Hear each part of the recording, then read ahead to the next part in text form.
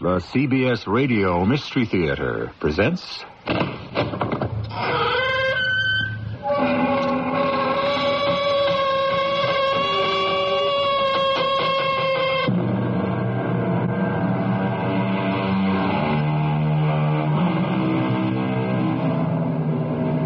Come in.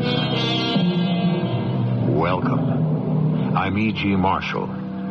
Every time I hear about a vast flood inundating acres of farms, or a sea of fire consuming miles and miles of forests, or read about an earthquake or a volcanic eruption, I marvel at the persistence of man. I realize by what frail permission man has his temporary permit to live on Earth.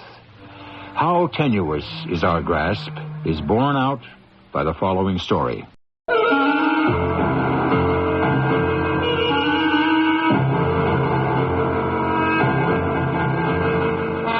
Our mystery drama, The Silver Medal, was written especially for the Mystery Theater by James Agate, Jr. and stars Roberta Maxwell and Russell Horton. I shall return shortly with Act One.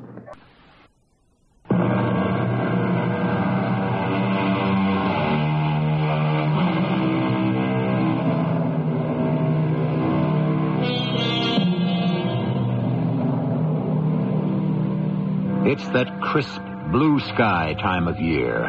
White, glistening snowflakes powdering the Vermont valleys and mountains. The children build snowmen, and skiers speed across the hills. For honeymooners Charles and Theodora West, it is June in January as they hold hands under the laprobe of a horse-drawn sleigh, which is taking them to the ski lodge. In all the years I've been picking up folk at Glacier Junction, taking them to the lodge, the train's never been late once. Well, that would have been a nasty surprise, wouldn't it, darling?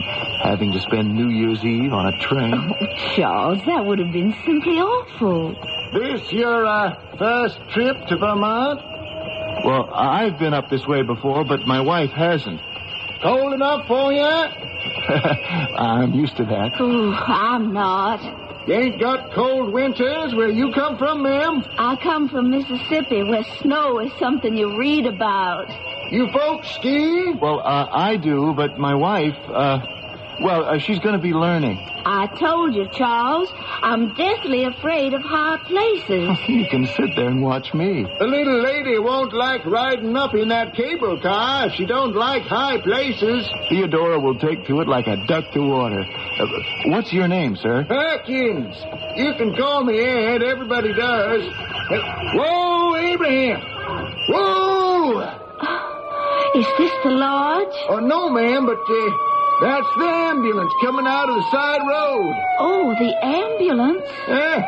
We're mighty proud of our ambulance, bought by popular subscription. In the winter, she's working practically every day. A lot of people get sick in Glacier Junction? From the day we ran up a skier's cable car all the way to the top of Devil Mountain, not 24 hours goes by without a broken arm, a broken leg, or a broken head. Charles, you heard what Mr. Perkins said. Skiing up here is dangerous. I don't want you to do it. Now, sweetheart, I've skied all my life. My dad used to bring me to Vermont every winter. I started skiing when I was 10. But not here at Glacier. You said so. It doesn't matter where. A skier skis where there's snow. I got a silver medal for downhill racing when I was 15. Charles, you're not wearing that medal today, are you? Well, sure. I always wear it in the ski season. Now, look, you know I could teach you. You'd love it. Darling, I wasn't that keen in spending our honeymoon in a cold place. You know that. Most of my friends took the Ile-de-France to Europe or that new super chief to California when they got married. Well, I wish I could have afforded a honeymoon in Europe, sweetheart, but I couldn't. Oh, what time is it? Oh, my goodness. It's past midnight. We miss New Year's Eve. Oh, Happy New Year. Happy 1938, dearest. Isn't that stupid? Here we've been sitting in our room gabbing away, and we missed the whole thing. Oh, it doesn't matter. We've got all of 1938 to all of 1988 together, huh? Oh, hey, I put some champagne outside the window to get cold. Oh, I wonder what 1988 will be like. I'll be 71 years old, and you'll be 75. It's just the right temperature. Now, wait till I get the cork off. Ooh, I must say, this is not a very usual way to start a marriage. But then, we're not very usual people, are we, honey? We don't have any glasses. Don't open the champagne yet. I've already started to. The cork's coming out. Hurry. Now, there are toothbrush glasses in the bathroom. I've got them. Here. Oh, just in time.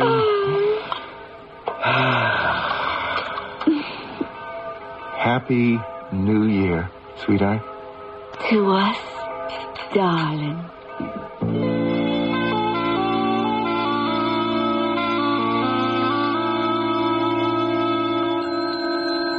Yes, sir. Good morning. May I help you? You're the manager, aren't you? Yes, sir. I certainly am. And you're, My name's West, Charles West. My wife and I checked in yesterday, and she isn't feeling very well. I wondered, is there a doctor in the village I could talk to? Well, it's better than that. We have a Dr. Carl Cheney staying with us. He has a wife and 10-year-old boy. They're our winter regulars, but this year the doctor came alone. Do you think he's in now? Oh, yeah, he might be. You know, he's a strange old bird. He has some kind of hobby. He goes out with these surveying instruments over to Devil Mountain. Yeah, let me see here. He's in room 201. I'll ring his room. Good morning. Any mail for me? Cheney, 201. Hey, Dr. Cheney, we were just talking about you. Oh, does that mean there is mail or there isn't? Yes, let me have a look here. No, I'm afraid nothing today. I was about to ring your room, Doctor. This gentleman has a sick wife? Oh, well, I'm sorry to hear about that. Doctor, my name's Charles West. We arrived yesterday, and this morning Mrs. West doesn't feel so good. Oh, dear, what a pity. Did she have any ailments before she got here, or any history of illness? Oh, no, she's very healthy, very athletic. Rides horses, swims a lot. Last night we finished off a bottle of champagne, and Theodora went to bed feeling great. Well, perhaps she's suffering this morning from the effects of last night. Well, you could be right, Doctor, but would you mind coming up to our room and examining her? Well, I wouldn't mind in the slightest, but I'm a doctor of glaciology and geology, not of medicine. However, if you'll allow me, with the help of the management, I suggest the best cure for what ails your wife is the hair of the dog.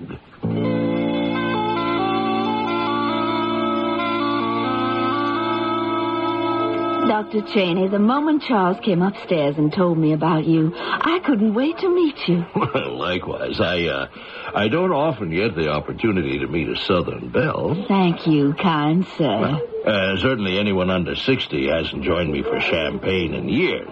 But as I told your husband, my dear, this will cure everything. When I said to Theodora, there's a man downstairs who said what you need is the hair of the dog. I knew right away you were a civilized Yankee. Where I come from, it's like being thrown from a horse. You must get right back into the saddle again. Cheers, Mrs. West. Cheers, Mr. West. Cheers, Dr. Cheney. That's good. This is so adorable of you, Doctor. Do you generally go around offering champagne to indisposed ladies? What we're drinking is courtesy of the lodge. They want you to have a good time here.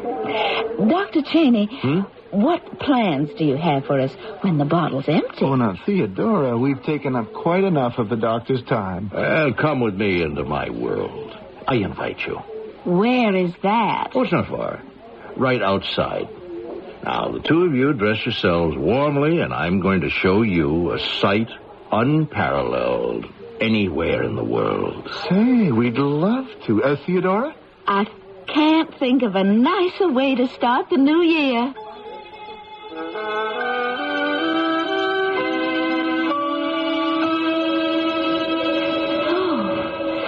Oh, Don't you just adore walking through snow? Do you really? Honest? Love it. Love it. Which way are we headed, Dr. Cheney? I know it's away from the lodge. Well, if I said we're headed for heaven, I wouldn't be very far off. And how do we get to heaven? There, right in front of you is the machinery that will take us there. Now, that is a cable car. It's wood, covered, has windows, seats about 6, and is pulled along by a cable that's been strung from this point to the top of Devil Mountain. Way up there? That's miles. This little box rides on that little cable all the way up there into the clouds? Gosh, you can't even see the top of the mountain. Well, when we get up there, the clouds generally clear. Oh, I don't know. You're going to take us up in this contraption across that enormous chasm hanging from a wire? It's a cable, Mrs. West. The car is made of solid oak and iron, and usually there are skiers standing in line to get on it. I just don't know where everybody is today. Where do we pay to get on? No payment. Guests of the lodge can ride up to Devil Mountain for nothing. It is all included. It's free? Well, what are we waiting for?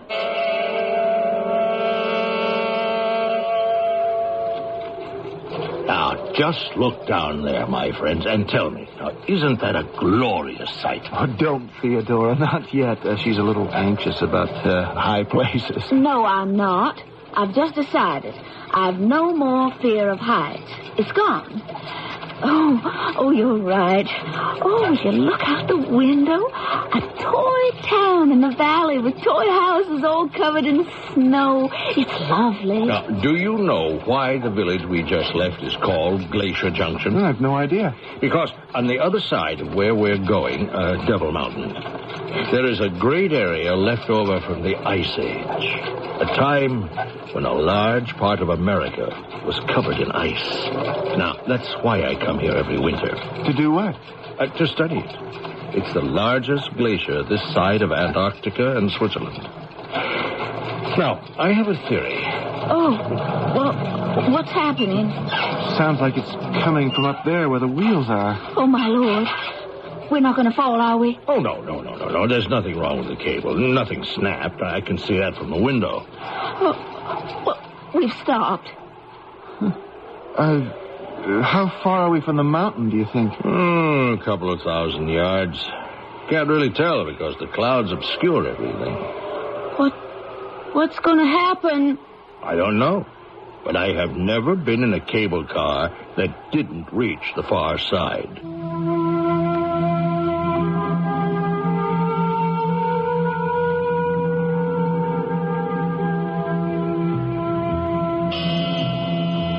A cable car with 3 occupants swings precariously thousands of feet in the air. It is as if Devil Mountain itself had suddenly held up a hand and said, "Stop, you shall go no further." The little cab hangs there, swaying. I suggest you hang on also, and I shall be back with more in Act 2.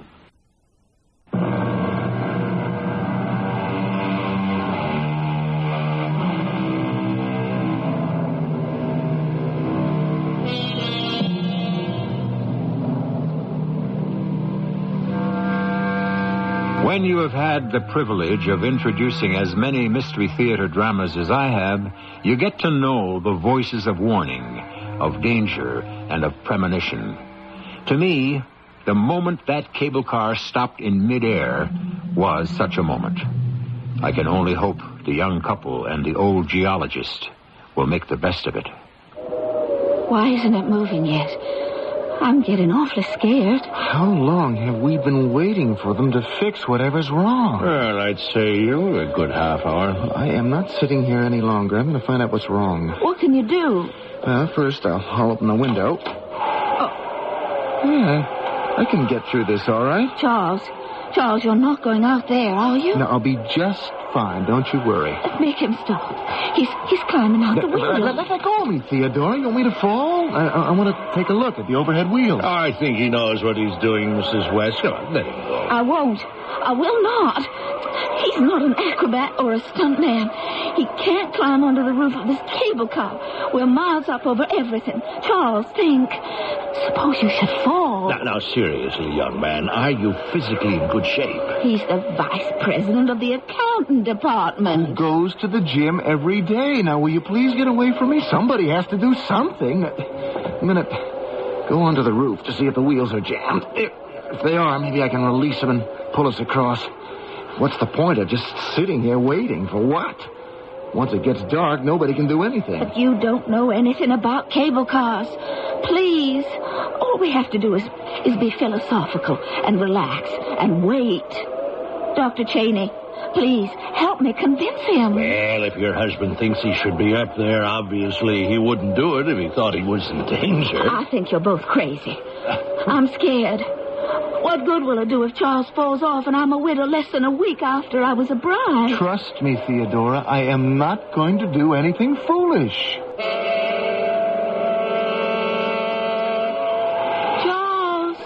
Charles, are you all right? I'm okay, darling. Don't you worry. Charles, please forget all that and come back inside. I need you here next to me. Please. They're not going to let us hang here the rest of the day. Somebody will come and fix it. Please.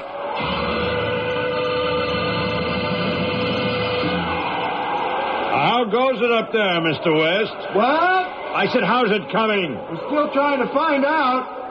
You don't have a pocket knife on you, do you?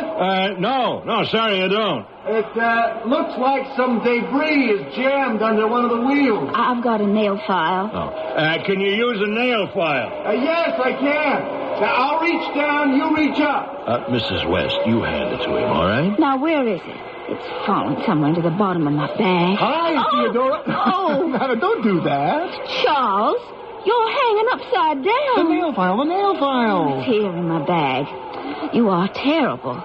Suddenly this face appears upside down right outside the car window. It's not so hard. It's a flat roof. The only thing is, the wind really lets you have it.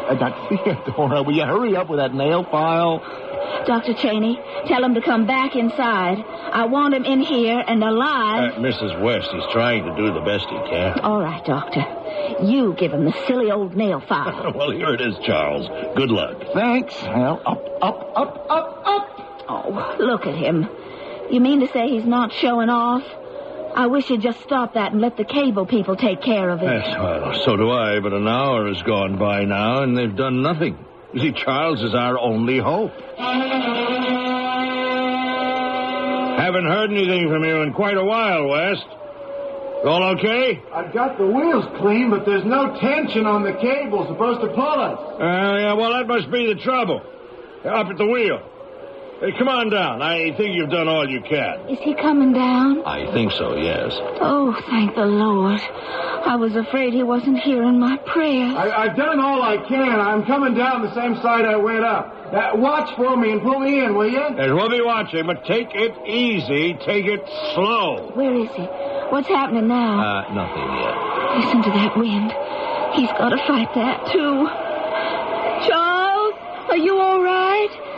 Where are you? I'm still up here. I'm trying to find the metal bars I held onto when I climbed up. What side are you looking? What side? Yeah, are you sure that's the side you came up?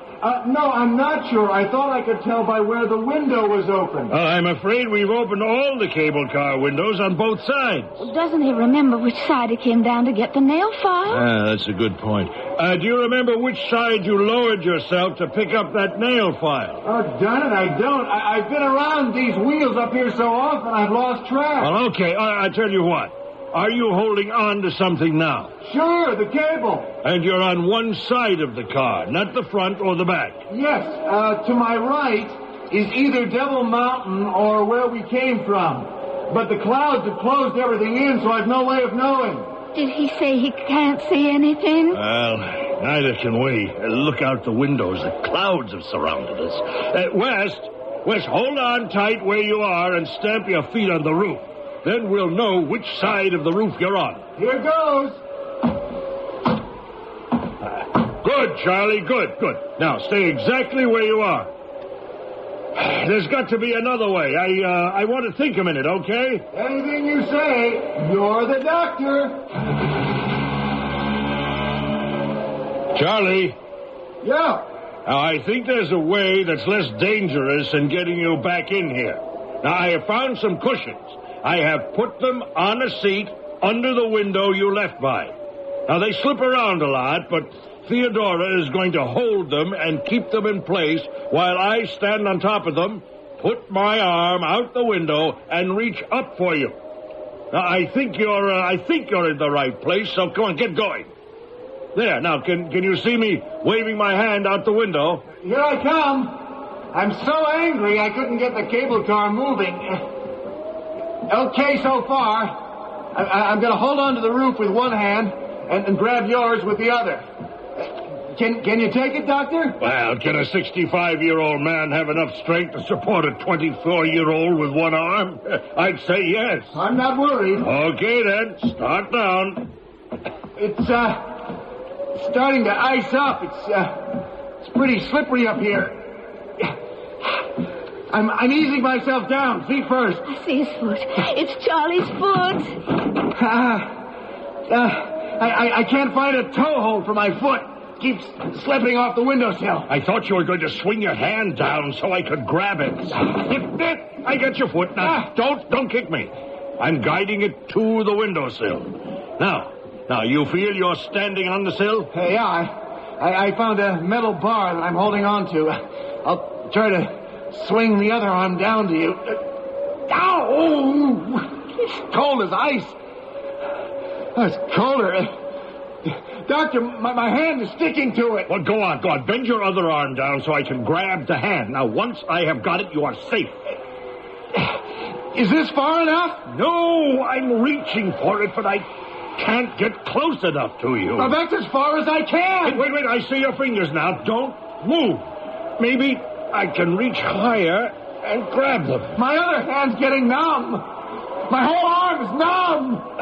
Charlie, I'm reaching up now to grab your hand by your wrist. I got it. Now what? Now, you've got one foot firmly on the sill. That one hand I've got. Now, can you let your other hand go? Drop all your weight on me, and I'll pull you in. Charlie, do you hear me? Dr. Cheney, I can't let go of my other hand.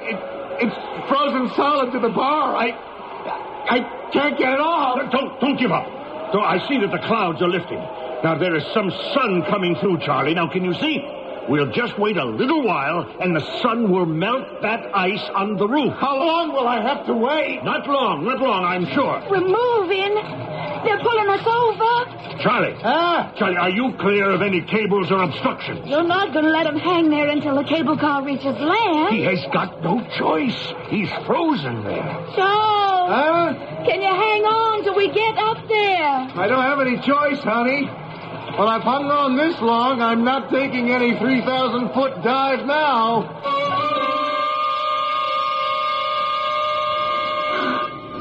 Does whiskey mix with champagne, Dr. Cheney? Well, as a rule, I wouldn't recommend it. This isn't the time for rules, and I need some comforting whiskey. Make that 2, Doctor. Bartender, 3 whiskeys. Does your hand hurt under the bandages? It doesn't have too much skin left on it. When they'd hauled me in the cable car and climbed on the roof to get me off, it was just as hard a job to get my hand loose. And the bruises on the ankles, I don't know what else. Well, you managed to walk all right. He's all in one piece. That's all I care about. Oh, here are whiskeys. Well, all right. Take it out of the bill. Shall we drink to us again? The 3 Musketeers. Whew. Some ride. That was a near miss. I guess I'm fatalistic about that kind of thing. Keep telling myself when my time comes, it'll happen. Death, and there's nothing I can do about it. Excuse me, sir. We found this silver medal on the top of the cable car just now, and the engineer wondered if it was yours. Oh, tell him, yes, it was, and thank him. Huh. What do you know? Oh. I'm impressed. The only medal I ever won. He was 15. It was for downhill ski racing. Sweetheart, that's what they called it. But actually it was for stamina. See, what was I telling you, Mrs. West? He told me, Charles, that if you hadn't freed those wheels, they'd never have been able to pull us up here. Theodore and Charlie, since we've come this far to Devil Mountain, would you still like to see what it is that brings me back here year after year? Why not? We're here now. Besides, I don't think any of us are up to taking the return trip on the cable car right now. Let's go. Theodora? Sure. I always like nice surprises. It has a historical significance of untold value, but it's the sheer, stupendous beauty I want you to see for yourselves. Finish my drink. I'm ready. Oh, good. Follow me. They pack a great box lunch with coffee here. It'll be my treat. Charles, you forgot something. I did? What'd I forget? Your precious silver medal. You left it lying right on the bar.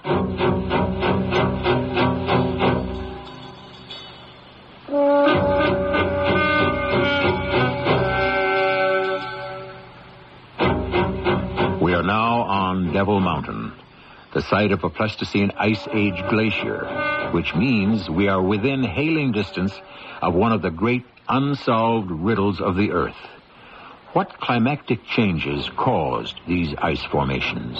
And more incredible is that these ice behemoths move, some as much as 150 feet a day. You can get quite carried away on a piece of ice that does that. I shall return shortly with Act 3.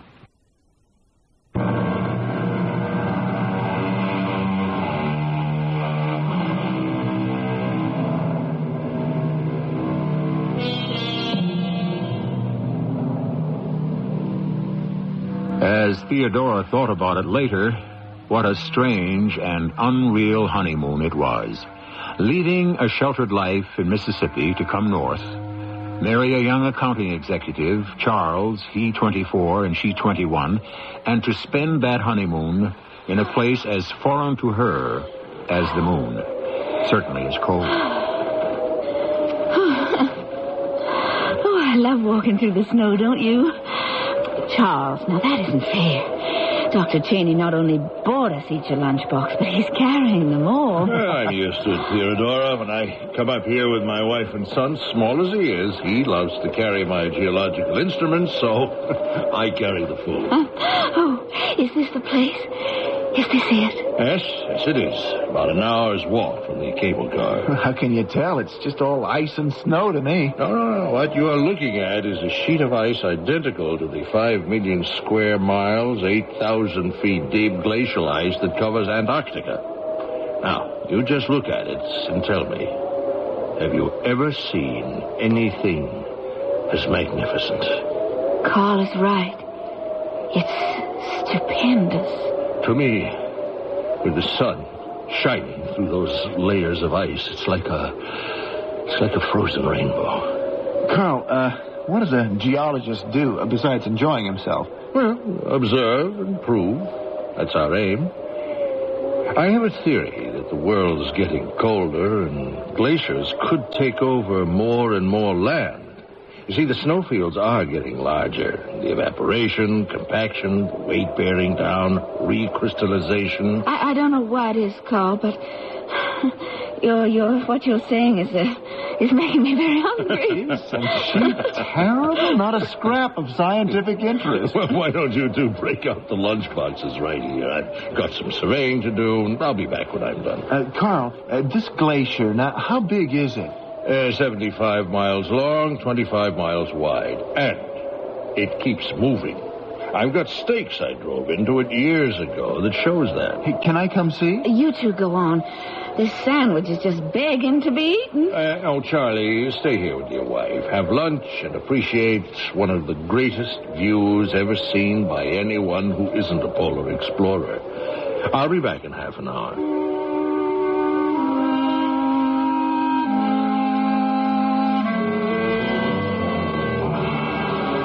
has he been gone? I wanted to see how he measures the movement of this glacier before it gets dark. He's been gone 20 minutes. You gobbed your sandwich, sloshed your coffee over everything. Can't you sit still and look at nature? I guess so.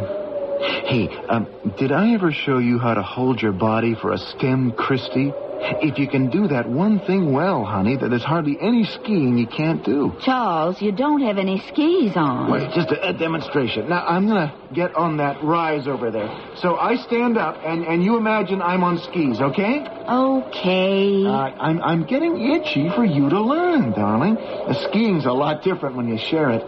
When I got that silver medal, you should have seen the look on my dad's face. He would have loved you, you know. When did he die? About a month after I won it. You never told me. Oh, we've had so many other things to talk about. We still don't know each other that well. We know each other well enough to get married. There's a little coffee left in the thermos. Come, sit by me and drink it. Yeah, I will. But first, now I want to show you the stem Christie. Now, this is what is called a traverse position. Now, I'll back up a little higher so you can get the idea. 10 years ago, I learned this. That's how I got the silver medal. Charles!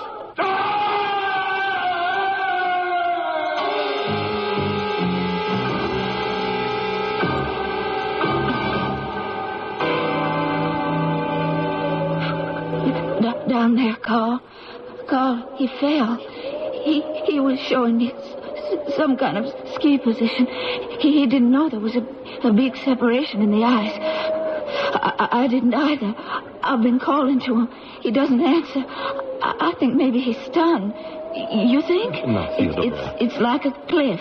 This big cut in the glacier. It was right back of him. Carl, can you get down on your hands and knees like I am? Please, No, Theodora. I can't see anything. It's so deep.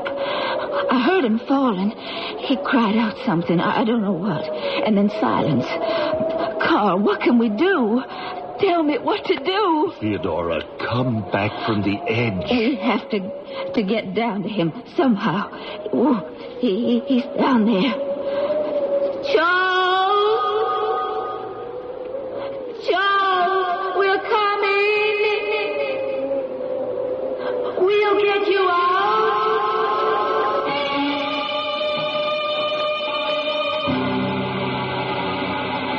Well, I don't know what to do, Dr. Cheney. I know I'm just the manager here, but I feel for this poor young woman. You see, every day she takes a cable car and goes up to Devil Mountain, and they tell me she sits at the edge of the crevasse and calls to her husband. Yes, I understand some of the townspeople go over with her with ladders and ropes and climb down as far as they can. They keep telling her we'll find him. It's a terrible charade. Is she up in her room right now? Yes, I believe she is, sir. Oh, I'm going up to see her. I think all of us had better start telling her the truth. She has got to be told. The honeymoon is over. They're making a great deal of progress, Carl. I know they are. But I'm so worried nonetheless. It's been days, and he still doesn't answer us. He must be badly injured. But they tell me even without food, a man can live on ice and snow a long time. Theodora, you are not listening to me. Yes, I am. Theodora, I don't think Charles can be still alive. It is not possible. No, it isn't. Is it? You must go home now. Charles and I, we bought this little house in Massachusetts, and we bought dishes and linens, and they're all packed away in boxes which we were going to open after our honeymoon, and new furniture, some of which hasn't even been delivered yet, and wedding presents from everywhere. They're in the house all wrapped up. So I guess... So my home is just an empty house with boxes. That's the only home I've got. I meant for you to go home to Mississippi, to your father's, where you used to live. I can't do that. I'm not a little girl anymore. Oh, Charles. Oh, please, come back. Theodora, he can't. You must accept it. I know. What was it he used to say? When the time comes, it'll happen. And there's nothing I can do about it. I shall never see Charles again. I shall never see him again, ever, ever, ever. Well, I would not say that. But you said there was no chance of him being alive. I don't understand. Yes, well, I'll try to explain. Glaciers, my dear girl, are not massive, immovable objects. They do move. And what makes them move is a river of ice running through them. Is that really true? Well, I've spent a lifetime trying to prove it. So I believe Charles has fallen right to the bottom of the crevasse. Now, if my theory is fact, this river, traveling back and forth, mile upon mile, will finally snake its way to the very top of the glacier. And carry Charles' body with it. Hundreds of feet? Well, miles, inch by inch, year after year. I won't live to see it, my child. But you're 21. You could. I have a 10-year-old son. Now, if he follows in my line of work, who knows? He might write the final chapter to my theory, for he may be on Devil Mountain to see your Charles appear.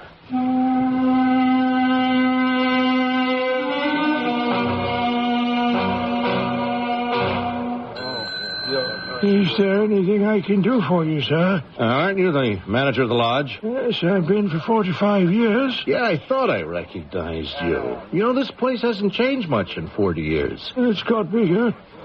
You've been here before? My name is Carl Cheney, Jr. No, I haven't been here since I was 10. My father used to come here to Devil Mountain. He did it year after year, and then he stopped coming here in 1938. Dr. Carl Cheney. Well, yes, you look just like he was the geologist. And glaciologist. Yeah, that's right. He was studying glaciers.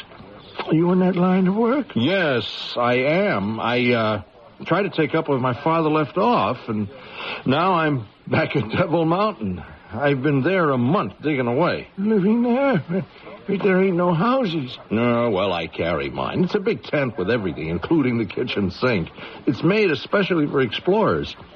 You see, my father had a certain theory which, well, 42 years later, I hope to be able to prove. So I've built a footbridge across the crevasse and cleared a deep path on the far side, and, well, I only wish that my father was here now. He was so right. Anyway, there was a young couple Father wrote about in his notes, and he said if anyone could locate the wife, you could help. Wait a minute. They were on their honeymoon. Yes, that's the couple. Mr. and Mrs. Charles West. Yes. Is she still alive, Mrs. West? Yes, she lives not far away. Sends me a Christmas card every year. Yes, she must be in her 60s.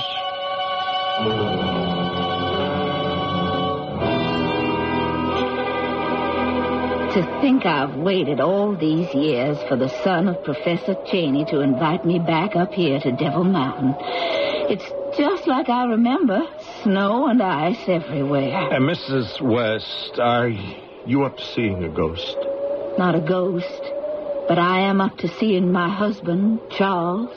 You are a surprising lady. Am I? Of course, I knew why you invited me up here.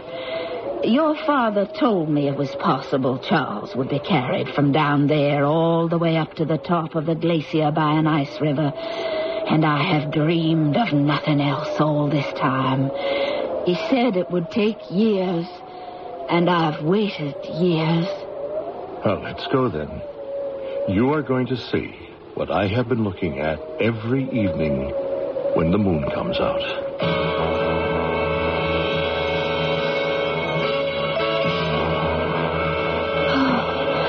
Hold on to the railing, Mrs. West. The moon is so bright. We should be able to see it. We could have waited until morning, when the wind died down. If Charles is really up there, do you think after waiting all these years, I can possibly wait 1 second longer?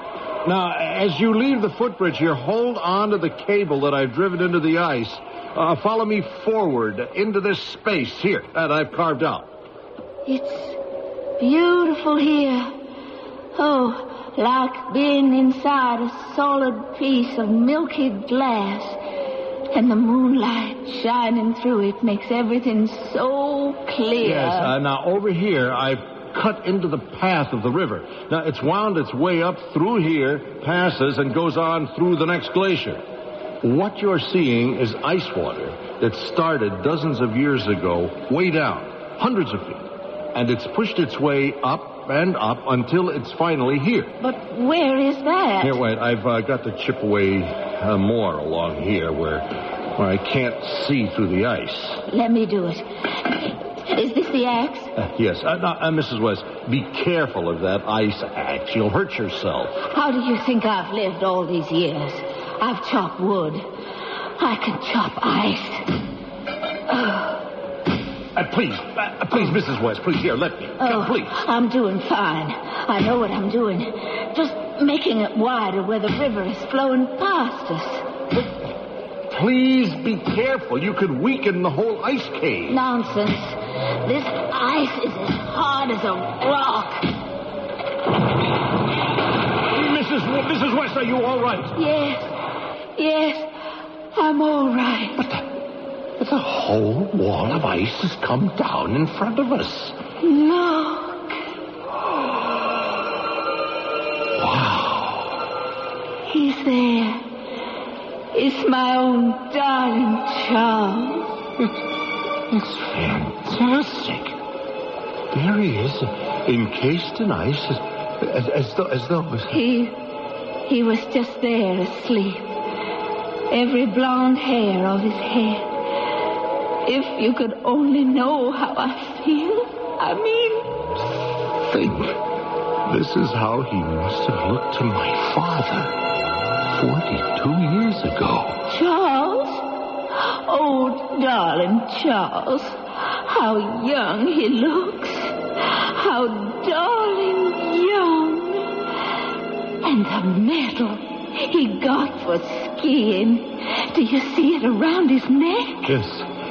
Yes, I do. There's just a foot of ice between where we're standing and your husband. I think, Mrs. West, we should both go. Yes, I've seen him. I don't think there's anything more in the world for me to live for now. Would you take me back down the mountain? I want to go home.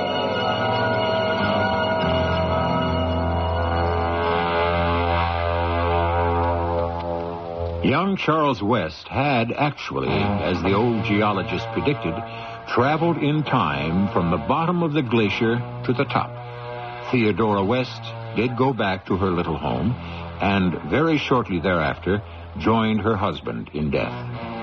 In that Massachusetts town, they buried her, and at last the couple was together. Theodora and Charles West, side by side, a boy of 24 and his 64-year-old bride. I shall return shortly.